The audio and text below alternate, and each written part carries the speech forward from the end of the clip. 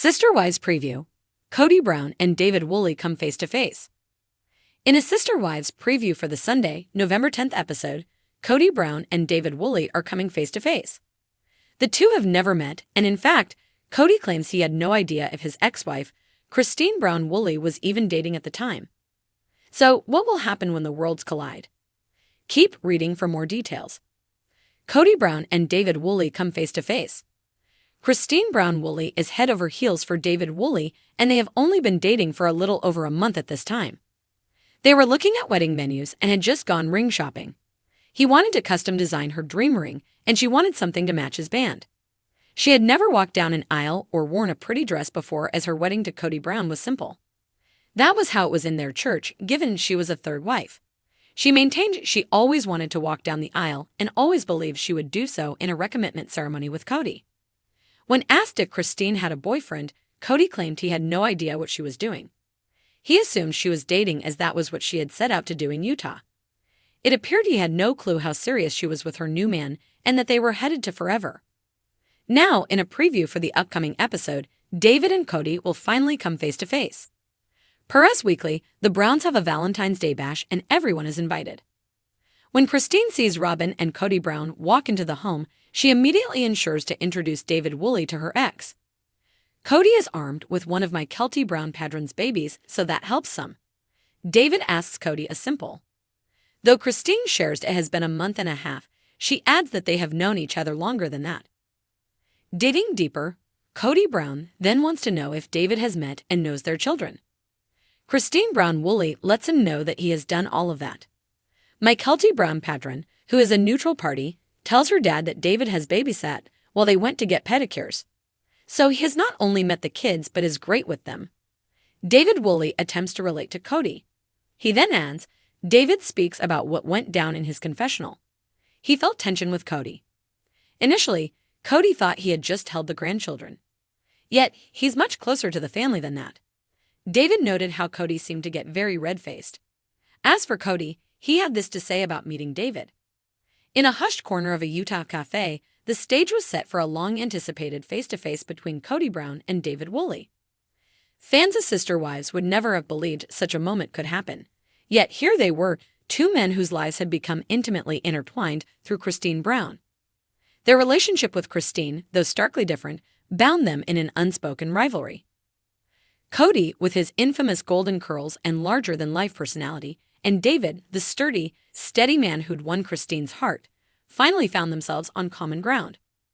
The cafe was modest, but the tension was thick enough to cut through the aroma of freshly brewed coffee. David was already seated when Kody arrived, looking slightly out of place in his signature leather jacket. With a deep breath, Kody approached, and David rose to greet him with an extended hand. Their handshake was brief, a firm acknowledgement of each other's presence. One that said, I see you, without a single word. Kody settled into his chair, crossing his arms in a posture that might have seemed casual to an unknowing bystander, but was familiar to fans as Kody's subtle way of keeping his defenses up. David, by contrast, sat with his hands clasped on the table, his expression calm but resolute.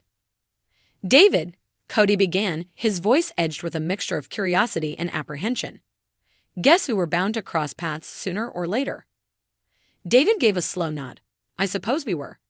Cristin wanted us to meet. Said she'd like us to clear the air. Kody's lips twitched in a barely there smile. Cristin was always good at seeing the bigger picture. Funny how sometimes you don't see things until they're right in front of you. David's gaze didn't waver. That's one thing we have in common, Kody. Cristin brought clarity to my life too, in ways I didn't expect. The subtle barb wasn't lost on Kody. He'd spent years navigating Cristin's fierce independence and yearning for a life where her needs took center stage, a reality he now had to grapple with as someone else stepped into the role he'd once held. So, Kody said, leaning forward, his voice growing softer but no less intense. What do you think you know about Cristin that I don't? David raised an eyebrow, not rising to the challenge but meeting it head-on. I don't pretend to know everything about Cristin's life before me, but I know who she is now. I know what she wants and needs, and I'm not afraid to give her that. There it was, the crux of their tension. For years, Cristin had expressed her desires and frustrations, yet Kody, caught up in the complexities of plural marriage and his otherwise, had struggled to fulfill her in the way she needed. David, a man unburdened by multiple relationships, could offer Cristin something that had long eluded her: undivided attention. "David," Kody said, his voice barely above a whisper, "you don't understand what it means to share. You don't understand what it's like to balance love across multiple relationships." David's face remained calm, but there was a flicker of empathy. "Maybe not, but I do understand what it means to love someone deeply. I know what it's like to want someone to feel valued, to feel cherished. And I know that Cristin deserves that." Kody's jaw tightened. It wasn't that he hadn't loved Cristin. He had, fiercely in his own way.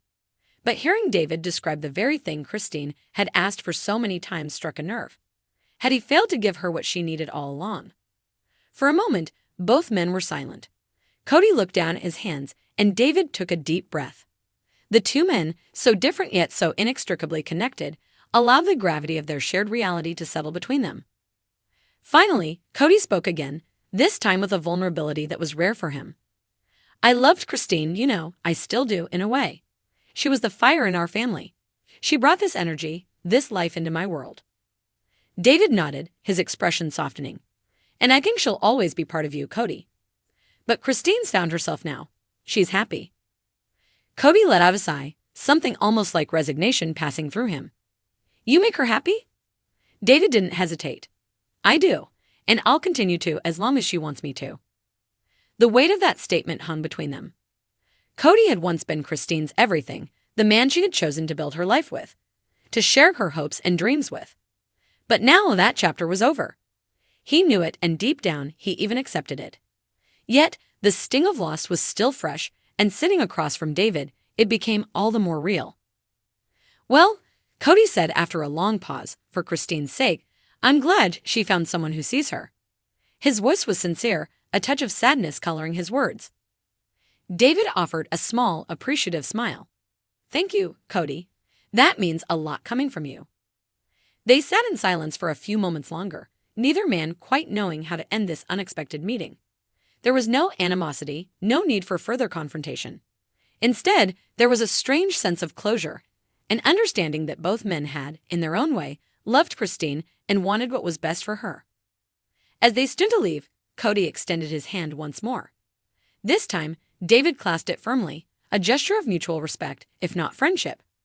They both knew they would likely never be close, but in that moment, they had found common ground in their love for Cristin.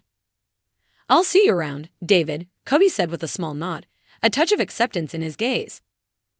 "Take care, Kody," David replied, giving a final nod of his own. As Kody left the cafe, a weight lifted from his shoulders, as if he'd finally come to terms with the reality he'd been avoiding. For David, the encounter reaffirmed his commitment to Cristin, knowing that even in the face of her past, he was the man she had chosen for her future. In the days to come, the conversation would replay in both their minds. Kody would reflect on the choices he'd made, the paths he'd chosen, and how they'd ultimately led Cristin to David. And David, with a quiet sense of victory, would know that he had faced Cristin's past and emerged with the future firmly in his grasp. And, as for Cristin, she would continue to be the woman both men admired, respected, and loved, a woman who had finally found her happiness, not because of either man, but because she had found herself.